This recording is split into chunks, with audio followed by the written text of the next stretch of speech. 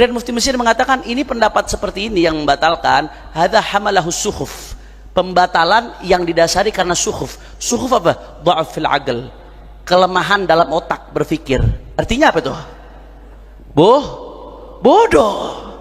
Berarti go internasional nggak? Go internasional, bukan ilmunya, kebodohannya, saudara. Saya anak parantos ngartos. Saya nggak fitnah, saya bicara berdasarkan data. Terakhir kemarin ini nih, ahli pakar teori nasab dari Mekah yang kitabnya sering dikutip oleh Imad sendiri, ya kesebut juga orangnya akhirnya, sering dikutip oleh dia. Ngomong apa? Ini pendapat begini mabniun, ini pendapat didasari karena jahal murakkab, karena bodoh kuadrat. Bodoh tuh ada dua, ada jahal basit, ada jahal murakkab. Kalau jahal basit sekedar nggak tahu aja, udah selesai, tapi nggak so tahu. Tapi nama jahal murakkab ini bodoh kuadrat, bodoh dan nggak sadar dirinya nggak ngerti. Udah nggak tahu, so tahu lagi, saudara.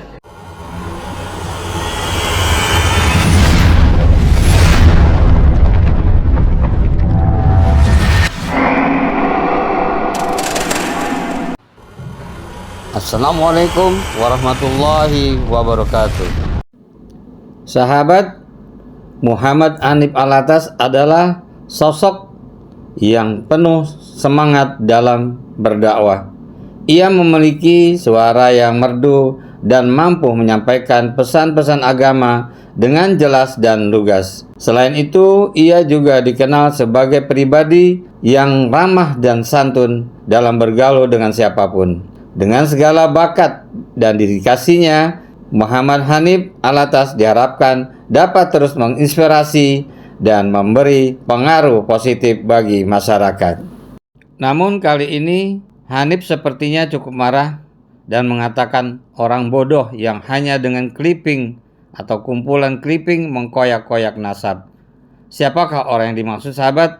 Mari kita saksikan video yang seru ini sampai selesai. Nasab kiai, dengan alasan kajian nasab yang dipakai dalil. Oh, begitu kita lihat kitabnya dia pakai teori-teori nasab dari kitab-kitabnya salah satunya Syekh Ibrahim bin Mansur. Syekh Ibrahim bin Mansur ini orang Saudi, dia bukan sufi, akan tetapi dia ahli nasab. Saya sependek penelitian saya di dalam masalah ini, di abad ini atau di zaman ini, salah satu ulama yang paling detail bicara teori ilmu nasab, ya saya nggak bicara pencatatan nasab, teori ilmu nasab itu dia, Syekh Ibrahim bin Mansur Al-Amiri. Dia salah satu min asyraf Makkah. Banyak kitabnya luar biasa, di antaranya Muqaddimah fi ilmil ansab, Madkhal ila ilmil ansab, kemudian Al-Ifadhah tentang syuhra wal istifadhah, kemudian Usul wa Qawaid fi kashfi mudda'i syaraf wa muzawwirin nasab. Banyak. Wah, bagus karya beliau. Nah, teori-teorinya nih dikutip sama almarhum Ibnu Sarman. Tahu almarhum Ibnu Sarman? Nah, udah dah, nggak usah panjang lebar dah. Ini majelis mulia, saya nggak mau memperkeruh majelis mulia ini dengan penyebutan yang kurang-kurang enak, saudara. Teori-teorinya dikutip secara sepotong-sepotong untuk memperkuat tesisnya dia, tesis. Padahal bukan tesis, clipping, saudara. Comot sono, comot sini jadi satu, itu namanya clipping. Kalau tesis itu diuji secara akademik, metodologinya diuji, kritik sumber diuji, sumber-sumber itu tesis baru. Kalau itu bukan tesis, itu dusta. Kalau nyebut tesis itu bohong, lughatan wastilahan bohong. Secara bahasa, secara etimologi yang namanya tesis itu di KBBI bisa dilihat, itu berkaitan dengan pendidikan akademik. Secara istilah terminologi juga begitu. Nah, dia ngutip nih pendapat-pendapatnya Ibrahim bin Mansur tentang teori-teori nasab. Dia pakai secara sepotong untuk nyerang nasab Balawi, dijadikan dasar teorinya dia. Ternyata Ibrahim bin Mansurnya sendiri mengatakan Balawi sahihun nasab, nggak ada keraguan sama sekali. Jadi kaidahnya dikutip, isbatnya dibuang. Akhirnya kemarin Gus Rumel Abbas datang nemuin Ibrahim bin Mansur masih hidup orangnya, mudah-mudahan Allah kasih panjang umur, sehat walafiat. Ditemuin, diwawancarain, ini gimana Syekh? Ada orang batalin nasab Balawi, pakai kitab antum, dipakai teorinya. Apa katanya? Orang yang ngebatalin nasab Balawi dengan model cara seperti itu, karena nggak ada kitab abad keempat, nggak nyebutin, berarti nggak nyambung. Itu yang seperti itu pembatalan yang didasari karena kebodohan atas ilmu nasab, bahkan dikatakan jahil murakkab, bodoh kuadrat, saudara. Itu yang ngomong begitu ulama yang dikutip sama bin Sarman. Terus lu mau apa lagi? Jelas atau tidak? Saya ada yang menarik. Dulu alhamdulillah ulama kita ini bangga sama ulama-ulama Nusantara. Begitu banyak ulama-ulama Nusantara yang go internasional dengan kealimannya. Dulu ada Syekh Nawawi Al-Bantani, Sayyidul Ulama Al-Hijaz, pemimpin ulama Hijaz di zamannya. Ngakuin juga Ba'alawi di kitabnya yang namanya Syarjan. Habib itu Sayyid, Sayyid itu Habib, itu panggilan buat dzurriyyat Nabi. Itu kata Syekh Nawawi Al-Bantani.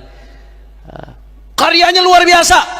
Di bidang tafsir ada Murah Labid, di bidang fikih ada Kasyifatus Saja, Syarah Safinatun Najah, ada Nihayatuz Zain, Bisyarhi Qurratil Ain, itu sepadan sama Fathul Mu'in. Di bidang apa? Wah, Syekh Nawawi Al-Bantani hadits wala haraj, luar biasa, kebanggaan ulama Nusantara. Alhamdulillah. Ada Syekh Yasin bin Isa Al-Fadani, musnidud dunia, ulama-ulama dunia yang datang ke Hijaz ngambil dari Syekh Yasin bin Isa Al-Fadani, kebanggaan Nusantara. Ada nama Syekh Mahfud At-Turmusi, pengarang Hasyiah Turmusi. Hasyiah Turmusi ini Hasyiah ala Minhajul Qawim, Syarah Muqaddimah Hadramiyah. Di antara kitab fikih bab ibadat yang paling besar yang saya lihat Hasyiah Turmusi, saudara. Ini bukan kitab fikih Muqarran ya, kalau Muqarran lain cerita, perbandingan mazhab. Ini enggak mazhab Syafi'i, cuma bahas bab ibadah doang, menghasyiahkan Muqaddimah Hadramiyah sampai berjilid-jilid bab ibadahnya. Karangan karya ulama Nusantara, dahsyat atau tidak? Di Bogor kita punya Kiai Haji Abdullah bin Nuh, yang syair-syairnya diakui oleh Timur Tengah, mendunia ilmunya, saudara, diakui keulamaannya. Kita punya Kiai Haji Maimun Zubair yang karya-karyanya luar biasa, dihormati oleh dunia. Kiai Haji Maimun Zubair, kita bangga. Ulama-ulama Nusantara diakui keilmuannya, dan sampai saat ini masih banyak ulama Nusantara yang diakui keilmuannya di dunia. Di Bogor sekarang ada Kiai Haji Asep Abdul Qadir Jilani, itu kitab-kitab beliau di sini di MS jadi kepala kitab-kitab beliau dicetaknya di Qatar, dijualinnya di Mesir, bahkan di Tarim itu hasyiah beliau Ghayatul Usul. Beberapa masyayikh ngajar Ghayatul Usul pakai kitab beliau. Ngajar mantek beliau punya hasyiah Natijatul Muhtam ala Idhahul Mubham. Beberapa masyayikh ngajar mantek pakai hasyiah beliau. Luar biasa, kebanggaan. Bangga atau tidak? Tahu-tahu ada satu muncul terkenal juga, go internasional juga, cuman go internasional dengan kebahlulannya. Lah ini bukan saya yang ngomong, internasional dengan kebahlulannya, kebodohan. Ini omongan ulama. Ini gara-gara ini muncul nih pembatalan nasab Ba'alawi yang nabrak pendapatnya para ulama, nabrak ulama dari dulu. Nanti akan saya jelaskan habis ini. Itu sampai memancing komentar ulama internasional. Wah, komentar ulama internasional nggak main-main, langsung bahasanya bodoh. Ada profesor doktor dari Malaysia, Al-Mahdali bangsanya, Profesor Aqil Al-Mahdali, profesor doktor, orang alim, sepuh, nulis tentang masalah ini. Kata dia, apa ini orang yang ngebatal nasab Ba'alawi? Kata dia, ini Al-Mahdali, bukan Ba'alawi beliau, Al-Mahdali. Kata dia, orang yang ngebatal nasab Ba'alawi di Indonesia yang rame-rame ada yudha fi shaffil majanin, kata dia, musinya ditaruh di barisannya orang-orang gendeng, orang edar. Go internasional nggak? Wah, hebat, go internasional. Satu lagi kemarin, Mufti Mesir, Grand Mufti Mesir, Syekh Ali Jum'ah. Grand Mufti Mesir kemarin rame. Ada orang Indonesia nanya, mungkin karena di Indonesia lagi ribut di medsos. Sebenarnya ributnya di medsos, di dunia nyata sih alhamdulillah. Betul atau tidak? Di medsos aja ributnya. Ada yang nanya ke Grand Mufti Mesir, Syekh, ma ra'yukum fi nasabi Ba'alawi? Bagaimana menurut antum tentang nasabnya Ba'alawi? Apa kata Syekh Ali Jum'ah? Kata beliau, ini Grand Mufti Mesir mengatakan, nasab Ba'alawi thabitun indana bil ijma'. Menurut kami nasabnya sah secara ijma', kata Grand Mufti Mesir nih. Malah yusyakik fi ablat tarikh, kata dia. Sepanjang sejarah nggak ada satupun yang meragukan, kata Grand Mufti Mesir. Terus terakhir Grand Mufti Mesir mengatakan, ini pendapat seperti ini yang membatalkan, hadza hamalahu sukhuf, pembatalan yang didasari karena sukhuf. Sukhuf apa? Dha'af fil aql, kelemahan dalam otak berpikir. Artinya apa tuh? Bodoh. Berarti go internasional nggak? Go internasional, bukan ilmunya, kebodohannya, saudara. Sadayana parantos ngartos. Saya nggak fitnah, saya bicara berdasarkan data. Terakhir kemarin ini nih, ahli pakar teori nasab dari Mekah yang kitabnya sering dikutip oleh Imad sendiri. Ya kesebut juga orangnya akhirnya. Sering dikutip oleh dia. Ngomong apa? Ini pendapat begini mabniun, ini pendapat didasari karena jahal murakkab, karena bodoh kuadrat. Bodoh tuh ada dua, ada jahal basit, ada jahal murakkab. Kalau jahal basit sekedar nggak tahu aja, udah selesai, tapi nggak so tahu. Tapi nama jahal murakkab ini bodoh kuadrat, bodoh dan nggak sadar dirinya nggak ngerti. Udah nggak tahu, so tahu lagi saudara. Go internasional nggak? Tapi go internasional apanya? Kebodohannya saudara. Jadi luar biasa, kita salut. Ini clipping go internasional. Tapi bukan go internasional keilmuannya, go internasional kebodohannya, mencoreng nama baik ulama Indonesia. Na'udzubillah min. Sadayana parantos ngartos. Alhamdulillah. Makanya hati-hati Bapak Ibu sekalian, hati-hati, hati-hati. Saya pengen ngasih tahu di dalam hadis Rasulullah sallallahu alaihi wasallam bersabda, ya, hati-hati jangan tertipu sama syaitan. Rasulullah bersabda dalam hadis yang diriwayatkan oleh Sahih Muslim. Kata Rasulullah sallallahu alaihi wasallam, arba'atun min umuril jahiliyah, min amril jahiliyah la yatrukunahunna. Ada 4 perkara kata Rasulullah sallallahu alaihi wasallam, 4 perkara ini termasuk perbuatannya jahiliyah. 4 perkara termasuk perbuatan jahiliyah. Apa 4 perkara tersebut? Ya, 2 di antaranya yang saya pengen bahas. Yang pertama, al-fakhru fil ahsab. Termasuk perbuatan jahiliyah membangga-banggakan nasab. Hanya modal bangga nasab saja, ilmu enggak, akhlak buruk, amal ibadah buruk. Siapapun, mau habibnya, membanggakan nasab aja, kakek aing, cucu nabi, sholat kagak. Misalkan ada yang seperti itu, misalkan ilmu enggak, akhlak buruk, atau yang cucunya kiai kayak, yang cucunya wali, siapapun kalau banggakan nasab tapi tanpa ilmu, tanpa akhlak yang mulia, tanpa amal yang baik, itu merupakan perbuatan jahili. Jelas atau tidak? Faham? Sepakat? Itu nggak bisa, saudara. Saya selalu sampaikan di mana-mana. Ya, bangga-banggain nasab, tapi nggak ditopang dengan ilmu yang baik, amal yang soleh, akhlak yang baik, itu hanya akan memberatkan hisab di hadapan Allah. Man abta'a bihi amalu lam yusri bihi nasabu. Orang kalau amalnya buruk, nasabnya nggak nyelamatin dia. Justru hisabnya diberatin nanti. Kenapa? Ente udah dikasih nasab mulia, njit-njit ente orang soleh, kok ente nggak bisa kayak mereka, malah maksiat. Jangan-jangan engkau yang busuk di antara mata rantai yang mulia ini. Hati-hati. Keturunan-keturunan orang mulia, hati-hati. Kalau nggak bisa ngikutin jejak datuk-datuknya, hanya modal membanggakan nasab, akan memberatkan hisabnya di hadapan Allah subhanahu wa ta'ala. Itu yang pertama. Yang kedua, kata Nabi, termasuk perbuatan jahiliyah juga, at-ta'nu fil ansab, nyerang nasab orang. Di dalam hadis lain riwayat Sahih Muslim juga, Rasulullah mengatakan, ithnani fin nasi huma bihim kufrun. Kata Rasulullah, ada 2 perkara, 2 perbuatan. 2 perbuatan ini merupakan bentuk kekufuran. Di dalam syarah-syarah hadis disebutkan ay min khisalil kufar. Artinya 2 perbuatan ini adalah perbuatan yang biasa dilakukan oleh orang kafir. Berarti minal kabair kalau dilakukan oleh muslim. Apa 2 perbuatan tersebut? Kata Nabi SAW, salah satu diantaranya at-ta'nu fil ansab, ta'an fil nasab, nyerang nasab juga, saudara. Termasuk perbuatan kufar. Jadi kata Nabi, nyerang nasab ini 1 perbuatan jahiliyah, 2 termasuk perbuatan kebiasaannya orang-orang kafir. Ini bukan aing yang ngomong. Kalau omongan aing mah terserah, mau diinjak-injak mah nggak masalah. Yang ngomong baginda Nabi besar Muhammad sallallahu. Jangan disangka keren nanti lagi maksiat. Habib, bagaimana tuh gambarannya ta'an fin nasab surahnya? Habib jangan ngarang-ngarang dong. Taib, jangan saya yang jelaskan. Nukhallil Imam Al-Hafidh Al-Munawi yubayyin lana. Kita biarkan Al-Imam Al-Munawi menjelaskan untuk kita apa yang dimaksud ta'an fin nasab. Kata Al-Hafidh Al-Munawi dalam kitabnya At-Taisir, begitu pun dalam kitabnya Faidul Qadir, yang dimaksud dengan ta'an fin nasab yang merupakan perbuatan jahiliyah dan merupakan perbuatan kufar, binahwi qadhin fi nasabin thabata fi zahiri syara'. Dalam keterangan lain, bi an yaqul fulan laisa min dzurriyyat fulan, fulan laisa min dzurriyyat fulan. Kata Al-Hafidh Al-Munawi, ta'an fil nasab itu gambarannya menyerang nasab yang sudah dianggap sabit dalam pandangan syariat. Udah jelas dalam pandangan syariat, jelas fulan anaknya fulan, fulan keturunan fulan. Tahu-tahu ada pahlawan kesiangan datang mengatakan fulan bukan keturunan fulan, fulan bukan keturunan fulan. Padahal udah sabit dalam pandangan zahir syariat, itu udah sabit. Itu kata Nabi termasuk ta'an fin nasab, perbuatan jahiliyah, dan termasuk perbuatannya orang-orang kafir. Coba kita lihat bagaimana dalam kasus yang lagi ramai, kasus Pak Alawi. Saya sebut aja, saudara. Saya nyebut ini bukan karena butuh pengakuan, hasya wa kalla. Pengakuan itu datangnya dari ulama.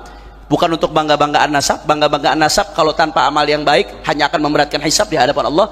Tapi kesian kalau ada umat yang sampai ikut-ikutan jatuh dalam dosa ta'an fi nasab. Kesian, yang nggak paham, yang nggak ngerti, kesian saudara. Coba kita lihat bagaimana dalam kasus Ba'alawi. Apakah dia nasab thabata fi dhahiri syara', nasab yang sudah tetap dianggap tersambung dalam pandangan zahir syariat? Ya, karena kriteria dianggap tersambungnya sebuah nasab itu ada beberapa, diantaranya satu, syuhra istifadah. Ketika sudah terkenal dalam masa kurun yang panjang bahwasanya dia termasuk keluarga Rasulullah SAW, apalagi diakui sama para ulama, pengakuan tersebut ulama berarti mandang itu sesuai standar fikih, itu sudah dianggap sabit fi dhahiri syara'. Yang kedua, kalau diakui oleh para nasabah, khattu nasabah, nggak ada batasan harus zaman tertentu. Nggak ada batasan harus zaman tertentu. Ketika ada pengakuan dari khatun nasabah, para pakar nasab, imam-imam dalam bidang nasab melakukan pengakuan, mengakui, itu berarti thabata fi dhahiri syara', saudara. Apakah nasab Ba'alawi diakui Habib oleh para ulama, para ahli nasab, para ahli fikih, para ahli sejarah? Saya santri, orang bodoh, santri, juaihil, bukan jahil lagi, juaihil, tuailib, santri, bukan kiai, saya bukan ulama. Saya pribadi neliti, ngumpulin itu pengakuan terhadap keabsahan nasab sadah Ba'alawi, atau status mereka sebagai sadah, atau status mereka sebagai asyraf, atau status mereka sebagai Husaini, keturunan Sayyidina Husain bin Ali bin Abi Thalib radhiyallahu taala anhu arda. Saudara, itu saya ngumpulin nggak kurang dari 140 kitab yang ditulis oleh ulama non Ba'alawi, di luar Ba'alawi, nggak kurang dari 140 kitab. Itu yang saya pribadi kumpulin. Di Oman ada lagi ulama yang ngumpulin tuh 170 yang dia dapat. Saya 140, di 170. Saya ranking 2 berarti, saudara. Dia ranking 1. Cuman dia ulama, saya tolib, santri markas syariah. Siapa aja di antara yang ngakuin? Ulama-ulama besar. Ada Imamul Janadi dalam kitabnya As-Suluk fi Tabaqatil Muluk ngakuin Ba'alawi, ketersambungan nasab mereka. Ada ulama namanya Al-Khazraji dalam kitabnya Al-Iqdul Fakhir ngakuin. Ada ulama namanya saudara Asy-Syarji Az-Zabidi, pengarang Tajridus Sharih. Kalau yang ngaji di pondok-pondok salafiyah itu ada Mukhtasar Sahihul Bukhari, namanya Tajridus Sharih, Mukhtasar Sahihul Bukhari. Itu dibaca di banyak pondok-pondok salafiyah buat pasaran biasanya. Itu beliau punya kitab lain namanya Tabaqatul Khawas Ahli Sidqi wal Ikhlas. Di situ beliau ngakuin nasab Ba'alawi. Bahkan beliau nyebutin Sayyidina Abu Bakar bin Abdullah bin Abu Bakar. Itu yang dikenal dengan Al-Aidrus, dengan tanggal wafatnya lengkap disebutin. Ada kitab namanya Tuhfatuz Zaman fi Tarikh Sadatil Yaman yang ditulis oleh Imam Husain bin Abdurrahman Al-Ahdal. Husain bin Abdurrahman Al-Ahdal menulis Tuhfatuz Zaman. Ini bukan kitab kaleng-kaleng kalau anak zaman sekarang. Ini kitab Tuhfatuz Zaman diakui oleh Ibnu Hajar Al-Asqalani. Jadi kata Imam As-Sakhawi, muridnya Ibnu Hajar Al-Asqalani, Khatimatul Muhaddithin, Khatimatul Huffaz Ibnu Hajar Al-Asqalani, itu kata Al-Sakhawi, Al-Imam Ibnu Hajar Al-Asqalani menjadikan kitab Tuhfatuz Zaman sebagai salah satu rujukannya dalam bidang sejarah. Di dalam Tuhfatuz Zaman diakui nasab Ba'alawi, bahkan Faqih Muqaddam disebutkan di situ Muhammad bin Ali Ba'alawi, awal man tasawwaf min Bait Al-Abi Alawi. Situ disebutkan, saudara. Nggak sampai di situ. Saya kalau udah bahas ini naik darah urusannya apa jadi ya.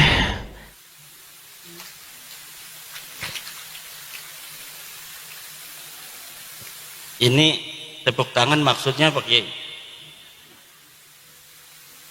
Ini tepuk tangan tuh maksudnya apa? Cocok? Bu, cocok? Setuju Bu? Habib bukan turunan Nabi, setuju? Sebelah sini Habib bukan turunan Nabi, setuju? Yang keras. Saksikan, udah 2 kali menyaksikan, orang Purbalingga sudah bersaksi. Sekarang merembet ke Banjarnegara. Ashhadu anna Ba'alawi laisu min durriyatin Nabi sallallahu alaihi wasallam. Ayo bareng-bareng. Ashhadu anna Ba'alawi laisu min durriyati Rasulillahi sallallahu alaihi wa alihi wasallam. Aku bersaksi bahwa sesungguhnya Ba'alawi, Habib bukan keturunan baginda Nabi Muhammad sallallahu alaihi wasallam.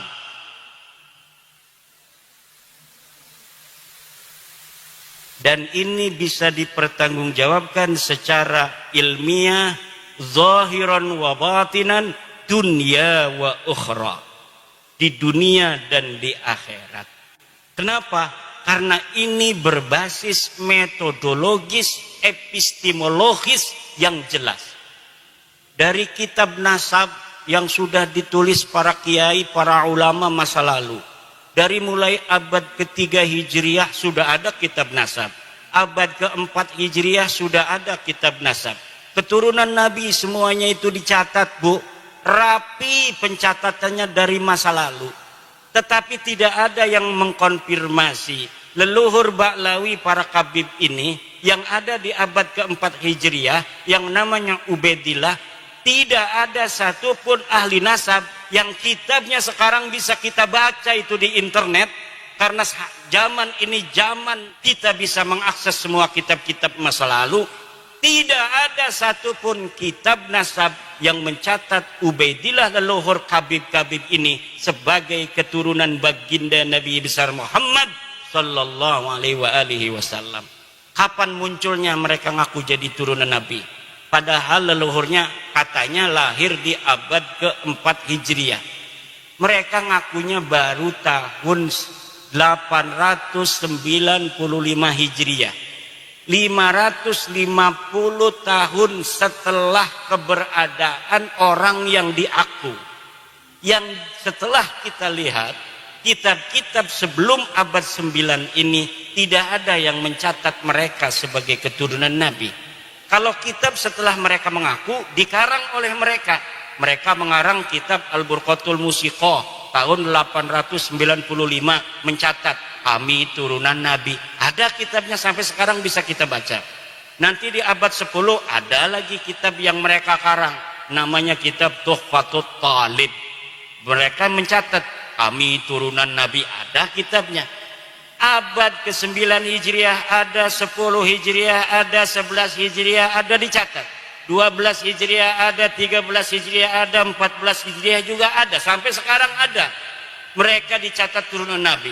Tapi mulai dari abad mereka mengaku, sebelumnya tidak sama sekali dicatat mereka sebagai keturunan Nabi. Leluhur mereka yang katanya wali, faqih, muqaddam, sahib, mirbat, semuanya tidak terkonfirmasi sebagai keturunan Nabi.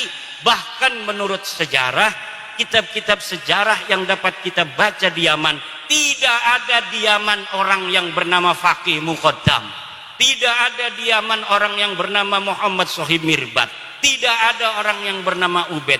Lalu mereka mencatat nama-nama itu berdasarkan apa? Berdasarkan menurut seorang peneliti dari Barat yang bernama Alexander Knies, berdasarkan historical imajinatif, yaitu sejarah imajiner yang ditulis berdasarkan khayalan semata. Allahu Akbar. Kenapa sekarang saya menggunakan salah satu pendapat dari orang Barat? Karena pendukung mereka namanya Rumel Abbas sekarang menggunakan orang Barat, menggunakan kiai dari Mesir. Saya bantah, Syekh Ali Jum'ah tidak bisa jawab, itu orang Mesir. Orang Iran namanya Mahdi Rojai bikin video bahwa dia mendukung Ba'lawi sebagai cucu Nabi. Saya bantah, tidak berani jawab, tidak berani diskusi dari Iran. Ulama Iran tidak berani melawan ulama dari Jawa, Indonesia. Ulama Mesir tidak berani melawan ulama Jawa, Indonesia. Ulama Yaman tidak berani melawan orang Jawa, Indonesia. Siapa di dunia ini yang mau bela Ba'lawi, silahkan daftarkan diri untuk melawan ulama dari Indonesia, putra Nusantara asli. Gak bakal ada yang berani. Kenapa tidak ada yang berani? Gak ada dalilnya. Kenapa tidak ada dalilnya? Ya memang palsu. Kenapa palsu? Ya memang bukan turunan Nabi Muhammad. Kalau bukan turunan Nabi Muhammad, turunan Nabi siapa? Nabi Adam. Sama saya, sama kiai, sama polisi. turunan Nabi Adam semua. Ya udah, kita udah, kata saya, kita bukan benci ente, Bib. Bukan benci, cuma ente salah. Ente bukan turunan Nabi, jangan ngaku-ngaku turunan Nabi lagi. Ayo kita, nggak apa-apa kamu bukan orang sini, haplogrupnya beda dengan kita juga. Kita anggap saudara di Indonesia. Tapi jangan bodohin anak-anak Nusantara, jangan ngaku-ngaku cucu Nabi, minta-minta duit, keliling-keliling dawir. Jangan minta-minta duit sama pengusaha untuk membangun sesuatu, membangun pondok dan lain sebagainya, padahal buat beli mobil. Udah sadar bahwa ente bukan cucu Nabi, nggak ada dalam kitab nasab, nggak ada di dalam kitab sejarah, tes DNA-nya orang Kaukasus. Haplogrupnya G. Haplogrup G itu orang Kaukasus, sekarang yang banyak itu di daerah Turki. Orang India di daerah Pakistan yang berbatasan dengan Afghanistan, suku Kalas.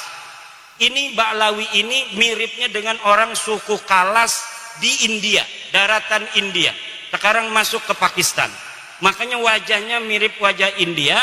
Dan siapa namanya itu, reporter dari Ba'lawi perempuan, Najwa Shihab, itu telah dites DNA 48% DNA-nya orang India.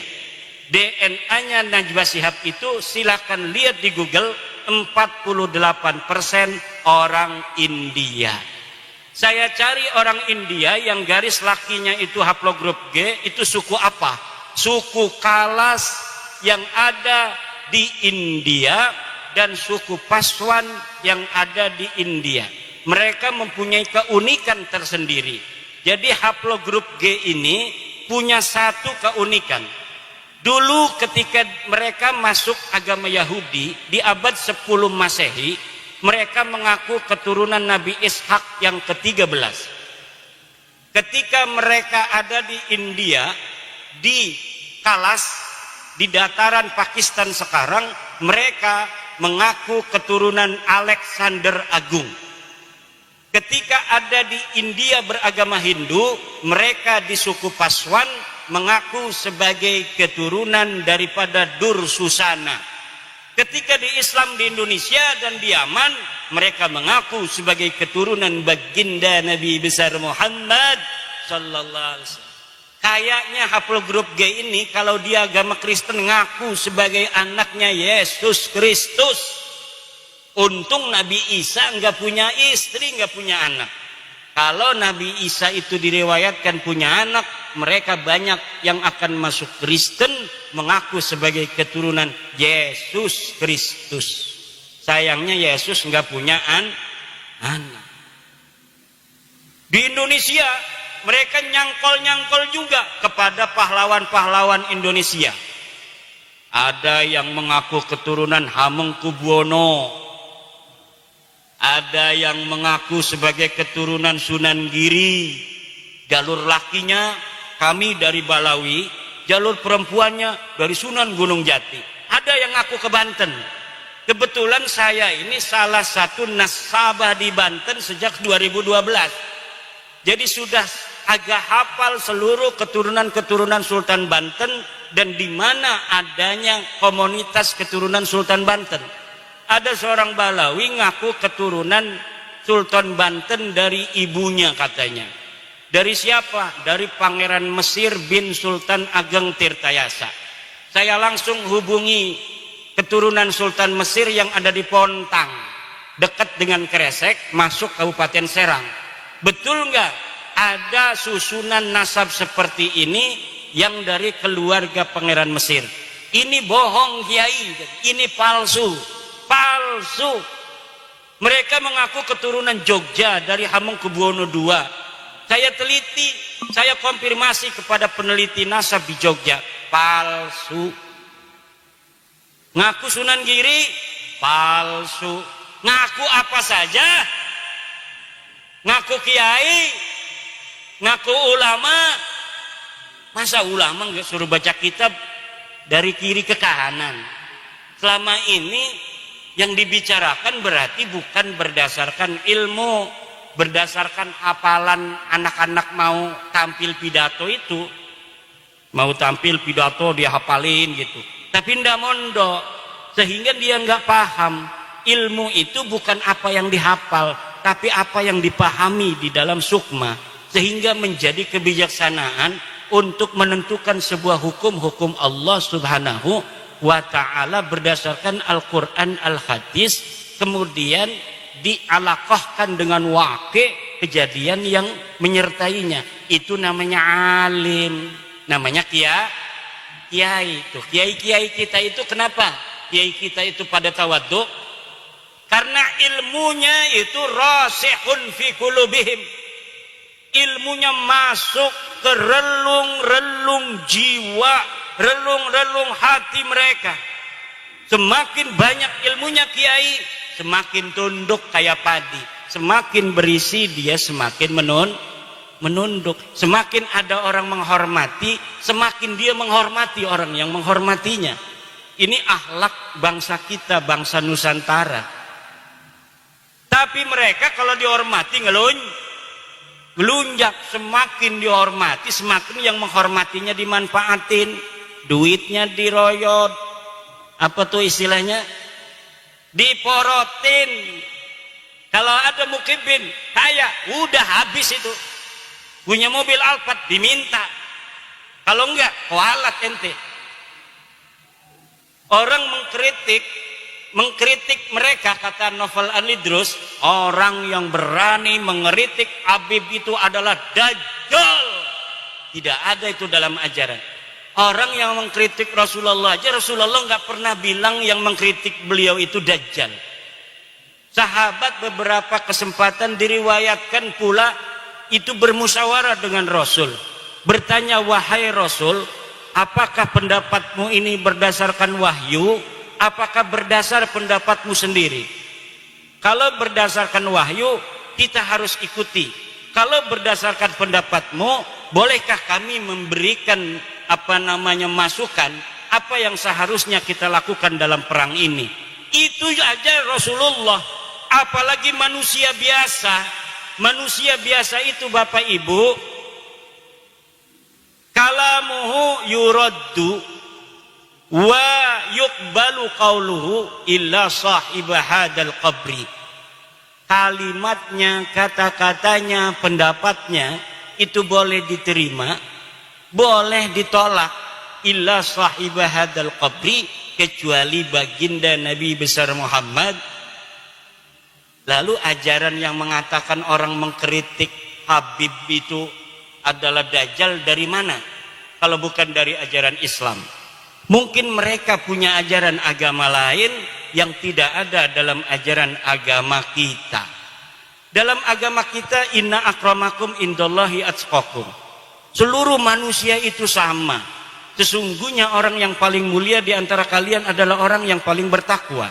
Kata mereka yang paling mulia adalah kabaib. Walaupun tidak ibadah, walaupun tidak sholat, walaupun tidak alim, mereka tetap mulia. Karena kemuliaan mereka adalah zat. Sedangkan orang alim, kiai, polisi, presiden, itu sifat kemuliaannya. Kalau dia sudah tidak jadi presiden, dia tidak mulia lagi. Kalau kiai gila, katanya tidak mulia lagi. Tapi kalau kabaib, dia gila, tetap dia mulia. Kenapa? Karena di dalam dirinya ada darah Rasulullah. Sahabat, terima kasih telah menyimak video ini. Semoga bermanfaat dan semoga berkenan untuk memberikan komentarnya dengan sopan dan bijak. Mohon maaf. Hasbunallah wa ni'mal wakil. Wassalamualaikum warahmatullahi wabarakatuh.